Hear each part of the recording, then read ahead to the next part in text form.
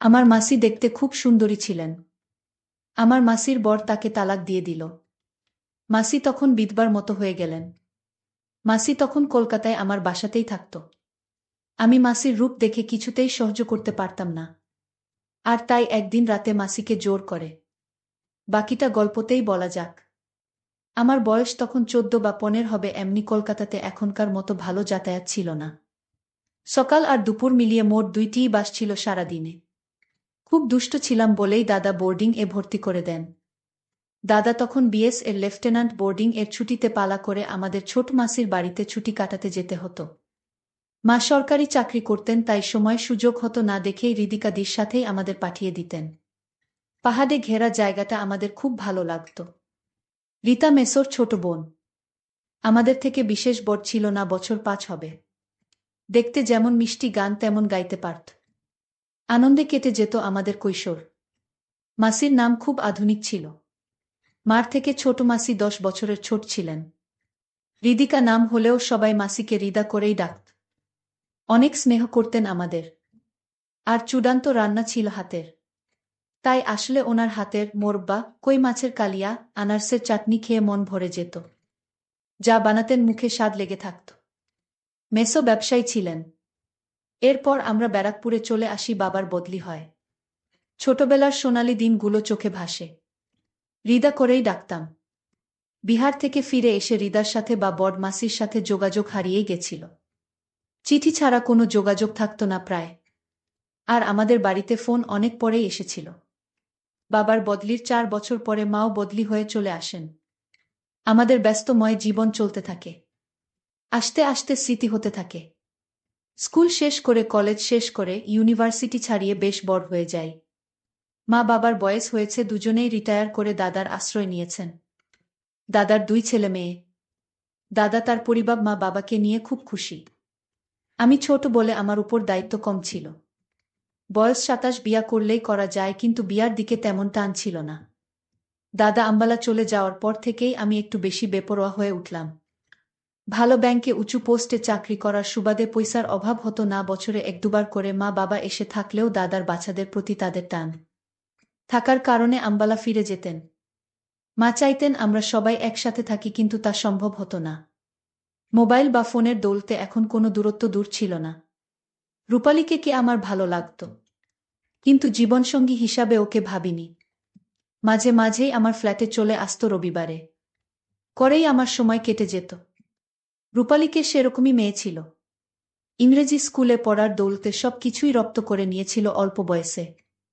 রূপালীকে আমাকে বিয়া করবে বা আমাকে ভালোবাসে এমন সম্পর্ক আমার আর ওর ছিল না। আর অফিসে ওহ আমার সাবঅর্ডিনেট। কিছুদিন পর জানতে পারলাম দাদা দিল্লিতেই থাকবে আর সেখানে বাড়ি কিনছে।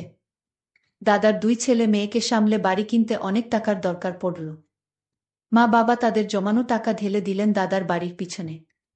পেল্লাই একখানা বাড়ি কিনে দাদা দিল্লিবাসী হয়ে গেলেন। আগে মতো শাসন না করলেও সপ্তাহে একবার ফোনে লেকচার শুনতে হতো। তারাও আমার বিয়ার জন্য উঠে পড়ে লাগলেন। আমার ব্যারাকপুরের ফ্ল্যাটে আমার সাজানো গোছানো সাম্রাজ্যে ঘন কুয়াশা ঢেকে গেল। যখন ঘরজামাই আসলো, ব্যক্তিগত শত্রুতার জেরে মেসোর বন্ধুরা তাকে ঠকিয়ে পথে বসিয়ে দিয়েছেন। সব থেকে আশ্চর্যের বিষয়, মেসো এই সব কথা বাড়িতে জানানোর ইচ্ছা পর্যন্ত করেননি। হৃদাদির বিয়া হয়েছে বিহারেই, কিন্তু তার শ্বশুর বাড়ির লোকেরা বিশেষ ভালো ছিলেন না। তাই তারা মেসমশাইকে সাহায্য করতে অস্বীকার করে মেসোর অমন সুন্দর বাড়িখানা বিক্রি করেও ধার শোধ করা যায়নি। এমন অবস্থায় মেসো আত্মহত্যার পথ বেছে নেন। চারিদিকে ঋণের বোঝা আর পাওনাদারদের যন্ত্রণা নিয়ে ছোট মাসির জীবন এখন যন্ত্রণা প্রায়। তাদের একটি কন্যা সন্তান শ্রাবণী ক্লাস 10-এ, পরে মাত্র তাকে মেসো স্কুলে ভর্তি করিয়েছিলেন অনেক পয়সা খরচা করে। এখন হৃদিকা মাসি মাথায় হাত দিয়ে বসে পড়েছেন। বেশ খারাপ লাগলো। একটা মানুষকে কাছে দেখা এত ভালো লোক। কিন্তু ভাগ্যের কি পরিহাস, মা বাবার আদেশ আসলো দিল্লি থেকে। এরকম পরিস্থিতিতে আমার কাছে শুধু আদেশ আসে, তুই তো অনেক ইনকাম করিস, তুই মাসিকে নিজের কাছে রাখ। অত বড় ফ্ল্যাট কি করবি একা থেকে? তার চেয়ে মাসি রান্না বান্না করে দেবে আর দীপা স্কুলের ছুটিতে আসবে থাকবে। মাসির আমরা ছাড়া কে আছে বল? মাসিকে একটা ভালো কাজ দেখে দে, মাসি তো বিয়ে পাস। মার আদেশে আমার বাসায় ফুর্তির দিনগুলো শেষ হতে চলেছে। রূপালীকে কে জানালাম যে আমাদের আড্ডার দিন শেষ। মাসির বয়স এমন কিছু বেশি ছিল না যে জীবন শেষ হয়ে গেছে। ৩৫ শেষ করেছে সবে। কিন্তু এমন পুরা মহিলাকে ঘরে রাখা মানে নিজের সব প্রাইভেসিতে আমাদের বাধে। ফোনে মাসির কান্না হাতে পায়ে ধরা শুনে আমার মন গলে গেল। মাসির দেনা শোধ করতে করতে আমার পুঁজি প্রায় শেষ হবে। এমন সময় মাসির মেয়ের স্কুল থেকে ফোনে আসলো সামনের বছরে টিউশন ফি করতে হবে। অনেক টাকাই নেই নেই করে খরচা হয়েছে। বাধ্য হয়েই সেভিংসের কিছু কালো টাকা ভাঙিয়ে ড্রাফট করে পাঠিয়ে দিলাম। মাসির প্রতি ভালোবাসা থাকলেও এখন আমি আর ছোট নেই। দাদা বাবারাই সব ব্যবস্থা করে মাসির কলকাতাতে জিনিসপত্র বিক্রি করিয়ে দিলেন। বোচকা বুচকি নিয়ে মাসি আমার ফ্ল্যাটে উঠলেন। আমার কারাফ দিন শুরু হলো। মাসিকে বুঝতে দেওয়া সম্ভব নয় যে আমি একেবারেই খুশি নয়। ছোটবেলায় মাসিকে যা দেখেছিলাম এখন মাসির অনেক পরিবর্তন হয়েছিল। সুন্দর মুখখানা মায়া জড়ানো। আমার মাসি এমনিতেই অনেক লম্বা, কিন্তু এখন লম্বা চুলের বিনুনি। ফর্সা সুন্দরী মুখে অসাধারণ একটা মায়া। এসব আগে কখনো দেখিনি, কিন্তু এখন মাসি সব সময় সামনেই থাকে, তাই চোখে পড়ে যায়। মাসি কখনো আমাকে সানি বা রাফি সব নামেই ডাকতেন। সকালে রান্না করে আমার রান্না খাইয়ে টিফিন ও দিয়ে দিতেন। সত্যি বলতে মাসির রান্না খেয়ে এত তৃপ্তি পেতাম যে বাকি সব কিছু ভুলেই যেতাম। মাসির পাশে এইভাবে দাঁড়ানোতে মাসি আমার সামনে অনেক কৃতজ্ঞতা প্রকাশ করতেন, যা আমি চাইতাম না, ভালো লাগতো না। একরকম মাসির সংসার যেন আমি চালাছিলাম। ২ সপ্তাহ কেটে গেছে, মাসি এসেছে। মাসি মাঝে মাঝে আমার ফোনে মার সাথে বাবার সাথে কথা বলে নিয়ে বন্ধুবান্ধব নিয়ে আনন্দ করা লাটে উঠে গেল। রাহুল আমার এক কলিগ সুযোগ পেল, তাই আমার দুর্বলতাকে কাজে লাগিয়ে রূপালীকে নিয়ে অনেক কিছু করা শুরু করল। কাজ অফিস করতে করতে কেটে গেল ১ মাস। মনে মনে ভাবলাম ১০টার পর মাসি তো নিজের ঘরে নিজের মতো থাকে, টিভি দেখে বা বই পড়ে। যদি বন্ধুর বাহানায় নিয়ে আসি কাউকে, ক্ষতি কি? আর মাসির ঘর পূর্বের বারান্দায়, আমি উত্তরে ২টো ঘর ছেড়ে থাকি। ২টো রান্নাঘর, ২টো বাথরুম। মাসির ঘর মাসির বাথরুমের সাথে। এইভাবে আর কতদিন চলবে? মাসি থাকাতে আমার বাজে নিশা বন্ধ হয়ে গেল। কারণ মাসির সামনে যদি মেয়েদের নিয়ে আড্ডা দেই তাহলে মাসি মাকে বলে দিবে। হয় মাসি আমার অসুবিধা বুঝতে পারত, নয় মাসি বুঝলেও নিরুপায় ছিল। অনেক ভেবে দেখলাম মাসি কাজে গেলে আমার অন্তত একটু সুবিধে নিশ্চয়ই হবে, কিন্তু কোথায় কাজে পাঠাবো? মহাচিন্তা শেষমেশ আমার ব্যাংকের জিবিএমকে বলে মাসিকে আমার ব্যাংক এই মাসিকে স্টাফ হিসাবে ঢুকিয়ে দিলাম। শর্ত একটাই, অফিসে কাউকে বলা চলবে না যে আমি তার ভাগ্নে, কারণ আমি ব্যাংক ম্যানেজার। যদি সবাই জানতে পারে হৃদিকা আমার মাসি, তাহলে আমার অনেক অসুবিধা হবে। তাছাড়া মাসি একটা নর্মাল স্টাফ, আমি বস। যাই হোক, মাসি কাজে যোগ দেওয়াতে সত্যি স্বস্তির নিঃশ্বাস পড়ল। আমি অনেকটা ব্যক্তিগত জীবন ফিরে পেলাম। আস্তে আস্তে আরও ১ মাস কেটে গেল। সিগারেট ঘরেই খেতাম। যেহেতু আমার টাকায় মাসির বাচ্চার পড়াশোনা চলত, সেই জন্য মাসির হাব ভাব পাল্টে যেতে লাগল। এত বিনয় ভালো লাগতো না। এ যেন প্রভু ভৃত্যের মতো ব্যাপার স্যাপার। কেউ কাউকে কিছু না বললেও মাসির আর আমার সংযোগ এতটাই কমে গেল যে শুধু আমার প্রয়োজনের আর চাহিদার কথাটুকু হতো। এর জন্য আমার ব্যস্ততা কতটা দায়ী তা আমি জানতাম না। ছুটির দিন ঘরে থাকতেই ইচ্ছা করত না। গাড়ি ছিল একদিন, তাই মাসিকে গাড়ির স্বাদ উপভোগ করার খাতিরে বললাম, এখানে গাড়ি চালানো শিখে নাও, আমার বাজারের জন্য অপেক্ষা করতে হবে না। মাসি মাথা নিচু করে বলল, কাল খোঁজ নেব। আমি বিরক্ত হয়ে বললাম, আরে খোঁজ নিতে হবে কেন? বিশুদা রয়েছে তো, সব শিখিয়ে পড়িয়ে দেবে। মাসি চুপ করে নিজের ঘরে চলে গেল। বিশুদাই আমার ড্রাইভার। সেদিন সোমবার রাতে ঘরেই বিরক্ত হয়ে পার্টি ডাকলাম। আমার বিশেষ বন্ধু অন্তু, অরুণ তার সহপাঠীদের সাথে, ঋতিকা আর নীল। ঋতিকা তেমন একটা ভালো মেয়ে না। ওকে পছন্দ না হলেও অরুণ আমার ভালো বন্ধু। মানা করতে পারলাম না। নীল ১ মাস আমাদের ব্রাঞ্চে এসেছে। দারুণ সুন্দরী, কিন্তু কারো সাথে বেশি কথা বলতে চায় না সহজে। আমার বসার ঘরে সবাই বসে হাসি ঠাট্টা করছে। নীল আমার ডাকতেই এসেছে। না হলে ও সহজে কোনো পার্টিতে যায় না। আমরা কি করতে যাচ্ছি তা মাসি লুকিয়ে থেকে দেখতে লাগল। মাসি বাড়িতে শাড়ি পরেই থাকেন, আর শাড়ি পরলে মাসিকে আরো সুন্দর দেখায়। মাসিকে দেখে অরুণ চমকে উঠল। ওদের ভুল ভাঙিয়ে দিয়ে সংক্ষেপে সব বলতে হলো। মাসিকে অরুণ বলল, মাসি আজ আমাদের সাথে থাকুন। মাসি মৃদু হেসে ঘর থেকে বেরিয়ে গেলেন। আমি বললাম, বাহ, তাহলে তো ভালোই হয়। তোমার বিরক্ত লাগলে তুমি তোমার ঘরে চলে যেতে পারো। মাসি বলল, না, আমার অসুবিধা নেই। তোমাদের যা ইচ্ছে কর। রাতে কি রান্না করব কিছু? আমার মনে মনে আনন্দ হলো। এই, তোমার কি রাতে কেউ কিছু খাবে? আমার মাসি কিন্তু চরম রান্না করতে পারে। ঋতিকা আর অরুণ বাড়ি চলে যাবে। অরুণ অনেক জোর খাটানোর পর ও খেতে সম্মতি জানালো না। নীল বলল, যা খুশি চলবে। মাসি, আমার আর নীলর জন্য রান্না করো চিকেন আচারি আর পরোটা। আর রায়তা, চা কফি তাড়াতাড়ি দিয়ে যাও।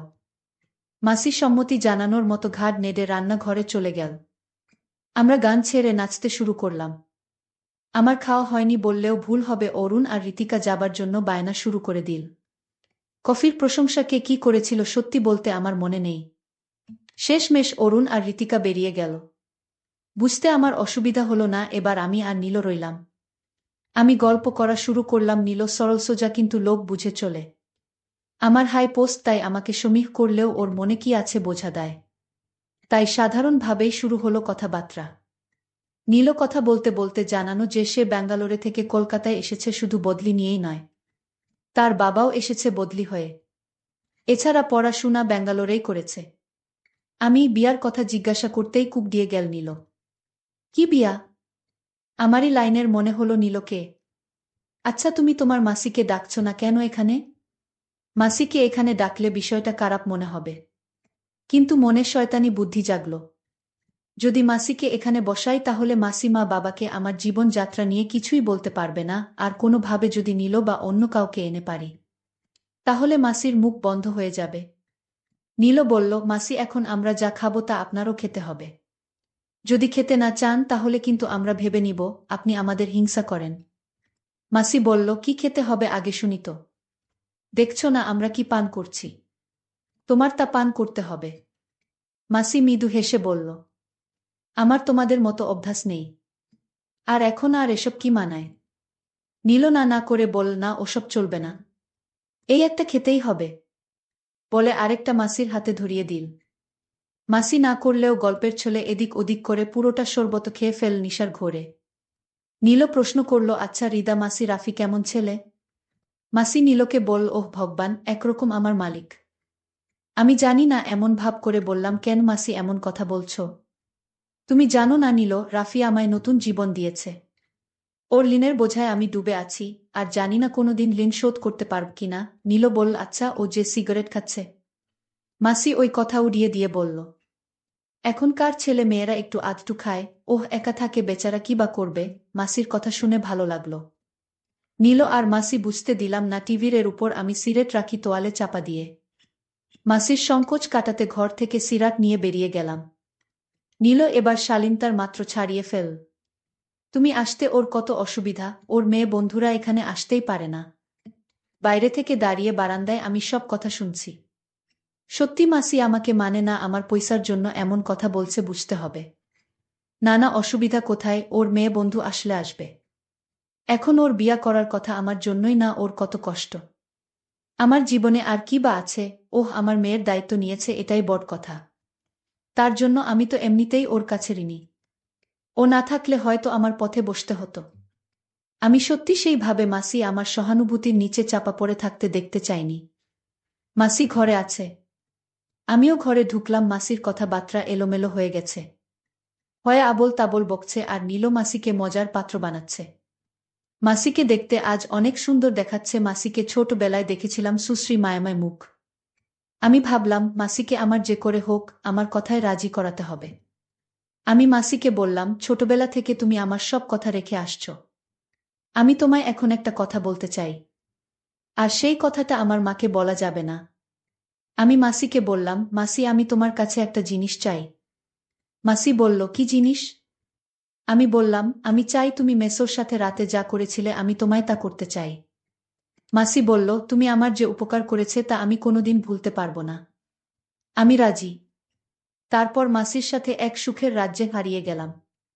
বন্ধুরা, আজকের গল্পটি কেমন লাগলো তা অবশ্যই কমেন্ট করে জানাতে ভুলবেন না।